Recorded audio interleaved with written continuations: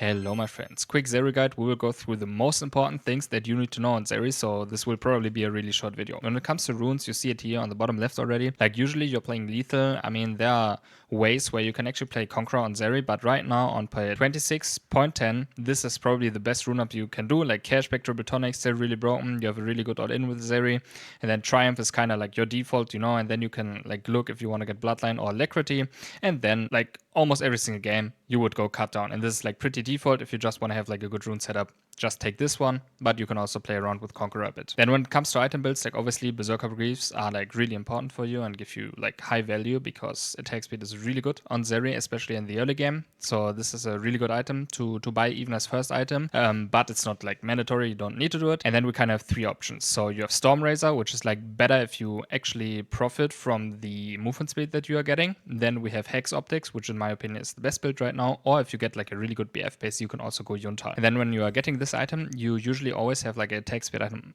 second, or like a second option. With Hex Optics, you're not getting any sort of attack speed, so PD is usually pretty good with Hex Optics because it gives you 65% attack speed, right? Aside from that, you can obviously also go Field Hunter, or like, let's say you have like a different build, you can also go Storm Razor into Field Hunter or something. It always like depends a bit on the game.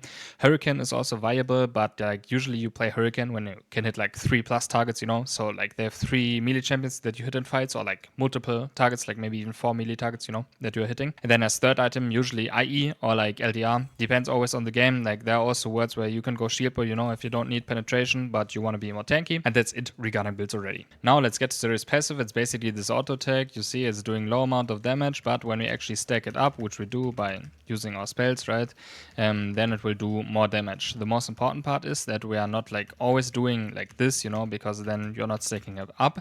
And you see here already, if the enemies are like low HP, we actually execute. This is also really good for like last hitting minions, or rather like securing minions. Then her Q spell is pretty simple. You press Q, there's a burst fire, so a lot of bullets going out, and you can basically do this. Like what's really important with Zeri is you can have like a right click command and still use your Q all the time.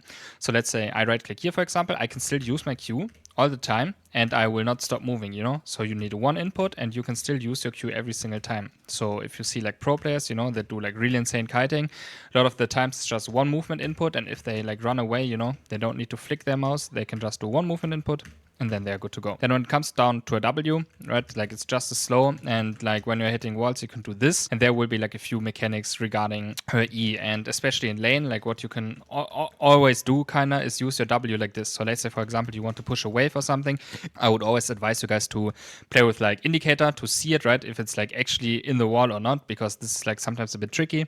But let's say you are on the top side here, and then what you can do is like always this W is really nice, or like inline Ws, right, like this one, or like this one, you WE over or something, and it's really nice to do. Then when it comes to an E spell, it's basically a dash that you can do, but there are many mechanics that we need to understand now. So first of all, let's look at some like good E's. For example, you can do this one in base, right? You just need to hover here, and then you hover here, and then you're really good to go.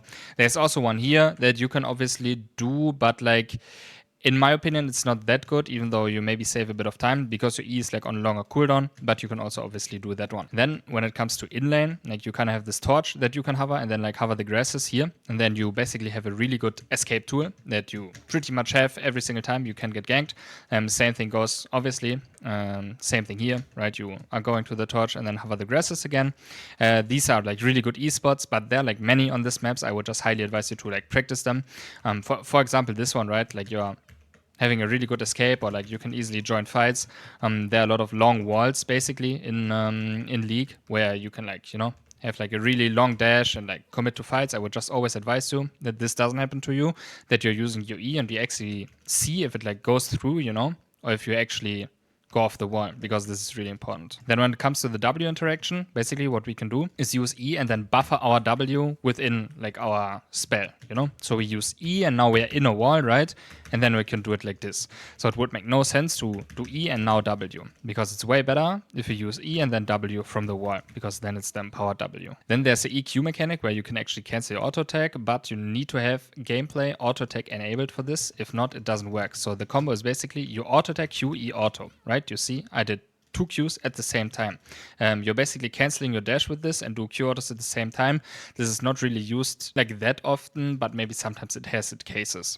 So usually what's like really good to do is if you just use QE, right? So you QE, Q, and then you have like lower cooldown on your Q. That's really good to do.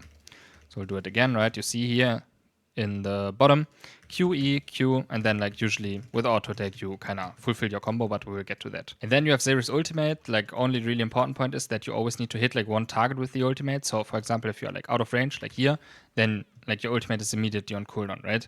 And if you hit a target, then you're like good to go, because now every single time you hit anything, like your auto, like be your Q, like whatever, you know, your ultimate is always staying up kinda, and it's really important to keep it up and always be aware of this timer where it's like going down.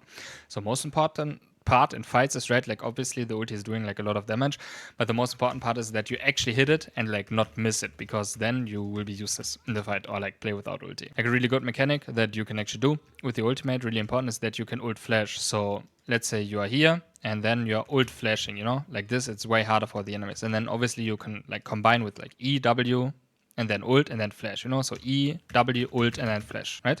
Now if we like do our ulti in between, then we can do it like this. Okay, now when it comes to combos, like usually I mean, it always depends on how much damage you want to do, but in best case you start with like Q because it has more range, right? You start with Q, Q, auto, Q, and that's like your biggest damage. Then obviously there's like Q, E, Q, W, auto, Q, right? You can also do this combinations. It's just important that whenever your Q is on cooldown, or like when your Q is up, you want to use your Q, and if it's on cooldown, you can actually go for these auto attacks. And then obviously you will need some time in practice tool to actually do this. I would highly advise you to just go into the practice tool, you know, also like learn your kiting a bit, like how you want to click, like what is good for you, you know, what feels nice. It's really important that you like squeeze in these auto attacks kinda, and that's it already regarding Zeri. I hope you found this helpful. It was a pretty quick video. If you have any questions, feel free to join on my Discord, where you can basically ask anything, or if you're interested in coaching, or check out my Patreon for more educational content, but also the coaching sessions that I've done are uploaded there. I'm wishing you a nice day. Have a good one. Bye bye.